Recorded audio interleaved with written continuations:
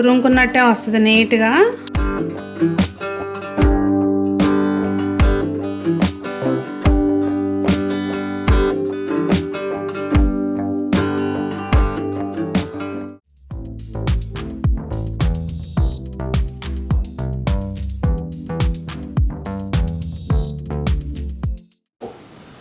పెద్దలందరికీ నమస్తే, పిల్లలందరికీ హాయ్. ఎలా ఉన్నారండి? అందరూ బాగున్నారా? మేము చాలా బాగున్నాం. మీరు కూడా చాలా చాలా బాగున్నారని ఆశిస్తున్నాను. ఈరోజు వీడియో ఏంటంటే గాజర్కా హల్వా చేస్తున్నాను అనమాట. ముందైతే ఇది ఎలా తురుముకున్నానో చూపిస్తాను. ఏంటి తురుముకోవటం కూడా చూపించాలా సునీత గారు అనమాకండి, నేను ఎలా తురువానో చూపిస్తా. ఇదిగోండి, నేనైతే ఇందులో మిక్సీలో ఫుడ్ ప్రాసెసర్లో మంచిగా క్యారెట్ అంతా కూడా శుభ్రంగా కడిగేసి తురిమేసి ఉంచాను, రెడీగా తురుముతున్నాను అనమాట. ఇందులో ఇది ఫిల్ అయిపోయింది, ఇప్పుడు ఖాళీ చేసి మళ్ళీ మిగిలింది వేయాలి. చాలా బాగా వస్తుందండి, నేను ఒకసారి చూపిస్తాను చూడండి. చూసారా అండి, చక్కగా వస్తుంది, మనము తురుముకున్నట్టే వస్తుంది నీట్గా, చాలా బాగా వస్తుంది. ఇంకా దీనిలోకి మళ్ళీ మిగిలింది కూడా వేసేస్తాను. దెన్ కొంచెం ముందు నెయ్యి వేసుకోవాలి, దంచి కొట్టాలన్నమాట. ఇట్లా దంచి కొట్టడం అంటే దంచి వేసేవాళ్ళండి, ఏమాకండి, సరిపడే ఎక్కువగా మీకు ఎన్ని కావాలనుకుంటే అన్నీ వేసుకోండి. ఇంత పెద్దది ఎందుకు పెట్టానంటే నాకు తిప్పడానికి ఫటాఫట్ ఈజీగా ఉంటుందని చెప్పి పెట్టాను. పెట్టేసుకున్నాక ఇంకొంచెం నెయ్యి వేసుకోవాలండి. మనకి ఇప్పుడు నేనైతే 2 కేజీలు గాజర్ తీసుకున్నాను అంటే మనకు దాదాపుగా 1/2 కేజీ నెయ్యి అయితే పడుతుందండి ఈజీగా. ఇప్పుడు కాదు, నువ్వు ఇప్పుడే ఎక్కువ వేస్తాను, ఏమవుదు. మొత్తం పెద్దది అయిపోద్ది మమ్మీ అన్నావు కదా, మొత్తం మగ్గిపోయాక ఎంత అది వేరే విషయం, ఎంత అవుతుంది అనేది. అబ్బా, గాజర్ అయితే మంచి జ్యూసీగా ఉంది. అవి మామూలుగా మాకు అక్కడ గాజర్ దొరికే కావద్దు. వాస్తవంగా ఏంటంటే అండి, ఇప్పుడు అర్జెంటుగా చేయటానికి కారణము, ఇంకా దేవ మళ్ళీ రిటర్న్ ఆస్ట్రేలియా వెళ్ళిపోయే టైం దగ్గర వస్తుంది. సో ఇది వాళ్ళకి అక్కడ గాజర్ దొరకదు అనమాట. క్యారెట్ హల్వా ఇట్లా క్యారెట్ అయితే దొరుకుద్ది, కానీ చేసుకుంటూనే ఉంటాను. సో ఇది చేయమంటే తెచ్చా. అసలు సీజన్లో ప్రతిసారి చేస్తా నేను, ఈసారి ఇంకా చేయలేదు. మన నెయ్యి ఒకటేసారి వేసుకోవద్దండి, ఇది కొంచెం మగ్గుద్ది కదా, అప్పుడు మళ్ళీ 1 స్పూన్ వేసుకోండి, మళ్ళీ కొంచెం మగ్గినాక 1 స్పూన్ వేసుకోండి. అట్లా మొత్తానికైతే మనకి 1/4 కేజీ దాకా పడుతుంది. అసలైతే కేజీకి 1/4 కేజీ లెక్క, కానీ అంత మరీ మనం ఎక్కువ అయిపోద్ది కనుక ఎగుటొచ్చేస్తుంది, తినలేము. సో కొంచెం 2 కేజీల మీద అంత అయితే పడుతుంది. ఇది మీడియం ఫ్లేమ్ మీద నెమ్మదిగా మొత్తం అంతా కూడా చక్కగా వేయించుకోవాలండి, కలుపుకుంటూ. చూసారా అండి, ఇట్లా ఇప్పటికి దాదాపుగా 10 నిమిషాల పైన అయిపోయింది పెట్టి. కొంచెం ఫ్లేమ్ ఇది బాగా మందంగా ఉంది కనుక, ప్లస్ నిజం చెప్పాలంటే టైం తక్కువ ఉంది కనుక ఫ్లేమ్ మీడియం మీద కొంచెం ఎక్కువ పెట్టామండి. మామూలుగా అయితే మీడియం ఫ్లేమ్లోనే కుక్ చేసుకుంటే బాగుంటుంది, దాని ఫ్లేవర్స్ అనేవి చక్కగా మనకి మంచిగా వస్తాయి అన్నమాట.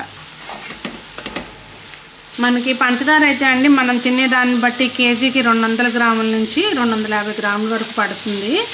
ఇప్పుడు ఇక్కడ నేనైతే ఒక 400 గ్రామ్స్ అట్లా వేస్తున్నాను. మరీ స్వీట్ కావాలనుకున్న వాళ్ళు వేసుకోవచ్చు. ఇది బాగా మంచిగా ఇప్పుడు దాదాపుగా అరగంట సేపు వేగిందండి. ఇప్పుడు ఇది మనకి పంచదార అంతా కరిగి మంచిగా పాకంలాగా వస్తుంది కదా, అప్పుడు పాలు పోసుకోవాలి. ఈ డిఫరెంట్గా చేసుకోవచ్చు అండి. మనం పాలల్లో ఉడికినాక పంచదార వేసుకుంటే ఒక టేస్ట్ వస్తుంది. క్యారెట్ ఫ్లేవర్ ఎన్హాన్స్ అవ్వాలనుకున్న వాళ్ళు ఇట్లా చేసుకుంటే బాగుంటుంది అన్నమాట. 2 రకాలుగా చేసుకోవచ్చు. మళ్ళీ అది కూడా ఒకసారి చూపిస్తాను. ఇది మొత్తం అంతా ఇట్లా కరిగి మనకి పాకంలాగా వచ్చింది కదండి, ఇదంతా మళ్ళీ ఎగిరిపోవాలి, అప్పుడు పాలు పోసుకోవాలి. అంటే ఏదో మనము తొందరగా అయిపోవాలని దీన్ని కుక్కర్లో పెట్టేసి 1 విజిల్ రాగానే కాసిన పాలు పోసేసి కాస్త పంచదార వేసి తింటే వచ్చే టేస్ట్ వేరే ఉంటుంది. ఇలా కాస్త ఓపికగా మనకి నచ్చినట్టుగా చక్కగా మనసు పెట్టి ప్రేమతో చేస్తే దీని టేస్ట్ వేరే ఉంటుంది. ఇదిగోండి మొత్తం అంతా కూడా మనకి పాకం అంతా ఎగిరిపోయి చక్క ఇట్లా గ్లాసీగా తెలిసిపోతుంది మనకి. ఆ టైంలో పాలు పోసుకోవాలండి. కాచి చల్లార్చిన పాలు పోసుకుంటే చక్కగా ఒక డిపెండ్స్ మీకు పాలు ఎక్కువ క్యారెట్ టేస్ట్ ఇష్టమా లేదంటే ఇలా ఇష్టమా అనే దాన్ని బట్టి లీటర్కి 1/2 లీటర్ కానీ లేదంటే లీటర్కి 1/2 లీటర్ కానీ పోసుకోవచ్చు అండి. నేనైతే ఇక్కడ లీటర్కి 1/2 లీటర్ లెక్కన పోసాను. ఎందుకంటే కోవా వేస్తాను తర్వాత. నేను కోవా వేస్తాను కనుక దాని ప్రకారం పోసానండి. లేదు కోవా మనకు అందుబాటులో లేదు అనుకుంటే పాలు ఎక్కువ పోసుకోవాలి అప్పుడు.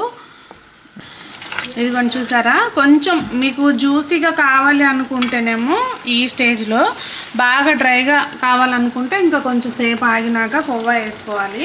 ఎక్కువ రోజులు నిల్వ ఉండాలంటే ఇది మొత్తం ఎగిరిపోయినా కోవా వేసుకోవాలి. వాస్తవంగా కోవా వేసింది అంత నిల్వ ఉండదు. ఇదిగోండి ఇది లావు బెజ్జా లేపని తురుముకుంటే కోవా బాగా వస్తుంది.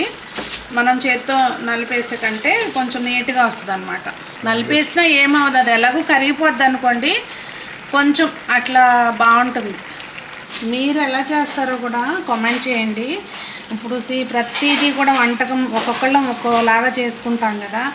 మనం ఎక్కడైనా చూసి నేర్చుకుంటాం, లేదంటే ఇంట్లో పెద్దవాళ్ళ దగ్గర చూసి నేర్చుకుంటాం. తర్వాత మళ్ళీ ఇది కాదని చెప్పి ఎవరో చేసేది చూసి అది నచ్చితే అది చేసుకుంటాము. ఇట్లా రకరకాలుగా ట్రై చేస్తూ ఉంటాం కదా. సో మీరు ఎలా చేస్తారు అనేది కామెంట్ చేయండి.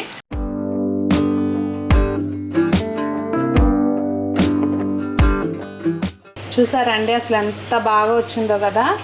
సో డిపెండ్స్, ఇట్లా డ్రైగా ఇట్లా పెట్టి తిందామనుకుంటే కొంచెం ఇది ఇత్తడిది కదండి, బాగా మందంగా ఉంది కనుక ఈ స్టేజ్లో ఆపేసినా ఇంకొంచెం ఎగురుతుంది.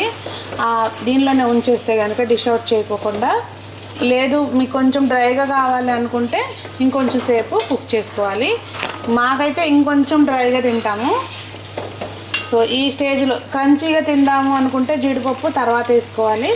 లేదు సాఫ్ట్గా తిందాము అంటే ఈ స్టేజ్లో జీడిపప్పు వేసేసుకోవచ్చు. నేను కొంచెం పైన గార్నిషింగ్ కోసమని ఉంచానండి. సరే వేసేస్తున్నాను. ఇవన్నీ ఉంచుదా, ప్రతి బయటలోనూ జీడిపప్పు తగలాలి స్వీట్ చేసామంటే. లేదు అంటే అసలు తినకుండా ఉండాలి. తిన్నామంటే పర్ఫెక్ట్ టేస్ట్తో తినాలి. అది నా కాన్సెప్ట్. చాలా రాంగ్ కాన్సెప్ట్ కానీ ఏది, క్యాలరీస్ వాచ్ చేసుకుంటూ కూడా మనం ఎంజాయ్ చేసుకోవచ్చు కదా. No way. ఎందుకు, జీడిపప్పు రావాలి కదా మరి. రాసుకుని లాస్ట్ స్పూన్ బా విన్నారా ఎట్లా చెబుతున్నాడు. ఇదిగోండి ఇది మొత్తం అంతా కూడా చక్కగా మనకి డ్రై అయిపోయింది. అంటే ఇది ఇలా ఉడుకుతా కనిపిస్తుంది కానండి, కింద ఆ వేడికి చూసారు ఇంకెంత వేడి వస్తుందో దాని నుంచి.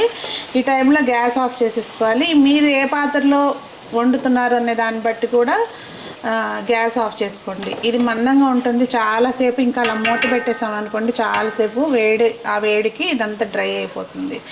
మీరు ఇందులో యాలకుల పొడి కంపల్సరీ వేసుకోండి. నేను ఆ క్లిప్ మిస్ అయింది. ఇదిగోండి చక్కగా చూసారా, మనం అంతా గ్రేవీ ఉండగానే ఆఫ్ చేసినా కానీ కరెక్ట్గా ఇలా మనకి సరిపోను టెక్స్చర్ వచ్చింది. అయితే అండి ఈ కోవా మామూలుగా మన పచ్చి కోవా కనుక మనం ముందేసుకున్నాము. అదే కనుక స్వీట్ కోవా అనుకోండి, గ్యాస్ ఆఫ్ చేసినాక ఇట్లా చేతితోటి మ్యాష్ వేసుకుని కలిపేసుకుంటే సరిపోద్ది. అది మనకు కనపడతా ఉంటుంది అనమాట. ఇప్పుడు మనం పచ్చిది కనుక మనకి మరి స్వీటుతో పాటు కలిపి కుక్ అయితేనే బాగుంటుంది కదా. ఇప్పుడు నేను జస్ట్ డిష్ అవుట్ చేస్తున్నాను ఊరికే. మాకు థంబ్నెయిల్కి ఫోటో కావాలి కదండి. అసలు ఎంత యమ్మీగా ఉందో చూడడానికి, తినడానికి కూడా చాలా బాగుంటుంది. చెప్పాను కదండి ఒక్కొక్కళ్ళు ఒక్కో స్టైల్లో చేస్తారని. నేను కూడా 2-3 రకాలుగా చేస్తాను. ఇవాళ ఇలా చేశాను అనమాట. సో మీరు ఎట్లా చేస్తారు ఏంటి అనేది కామెంట్ చేయండి. రెడీ అయిపోయిందండి మన గాజర్ హల్వా, క్యారెట్ హల్వా రెడీ అయిపోయింది. మీరు ఎలా చేస్తారు ఏంటనేది కామెంట్ చేయండి. ఇందాక కూడా చెప్పాను, మళ్ళీ చెప్తున్నాను. కామెంట్స్ చాలామంది చదువుకుంటారు కనుక ఆ రెసిపీస్ డిఫరెంట్గా ట్రై చేసి చూస్తారు. మరి మీరు నేను చేసినట్టుగా ట్రై చేసి ఎలా వచ్చిందనేది చెప్పండి. అందరూ బాగుండాలి, అందులో మనం ఉండాలి. ఇలాంటి నచ్చిన ఫుడ్ని తింటూ జీవితాన్ని ఆనందంగా ఆస్వాదించాలని కోరుకుంటూ మీ సునీత.